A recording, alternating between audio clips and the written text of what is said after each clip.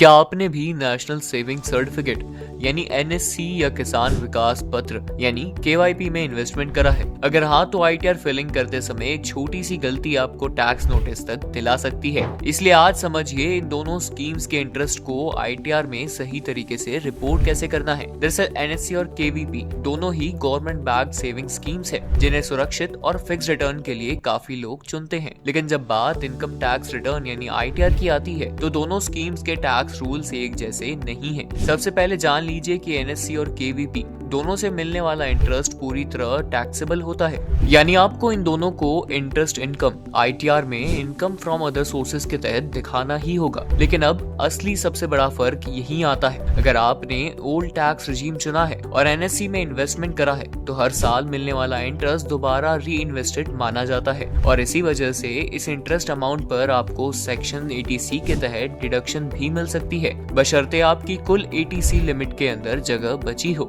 इसे एक आसान उदाहरण के साथ समझते हैं। मान लीजिए आपने फाइनेंशियल ईयर 2025-26 में एनएससी में 1 लाख का इन्वेस्टमेंट करा। अगर एक साल में आपको 7,700 रुपए का इंटरेस्ट मिला तो सबसे पहले आपको ये 7,700 रुपए इनकम फ्रॉम अदर सोर्सेज में दिखाना होगा। लेकिन क्योंकि ये इंटरेस्ट दोबारा री इन्वेस्टेड माना जाता है, इसलिए ओल्ड टैक्स रिजीम में आप सेक्शन 80C के तहत कुल 1,07,700 रुपीज तक की डिडक्शन पर क्लेम कर सकते हैं अगर आपकी 80C लिमिट उपलब्ध है। अब बात करते हैं किसान विकास पत्र यानी केवीपी की। केवीपी का इंटरेस्ट भी पूरी तरह से टैक्सेबल होता है, लेकिन इसमें एनएससी जैसी सुविधा नहीं मिलती, यानी केवीपी इंटरेस्ट को री इन्वेस्टमेंट नहीं माना जाता। इसलिए सेक्शन 80C के तहत इस इंटरेस्ट पर कोई अतिरिक्त डिडक्शन नहीं मिलती। आपको सिर्फ इंटरेस्ट इनकम दिखानी होती है और उसी पर टैक्स देना पड़ सकता है। अगर आपने न्यू टैक्स रिजीम चुना है तो ये नियम और भी आसान है। चाहे एनएससी हो या केवीपी,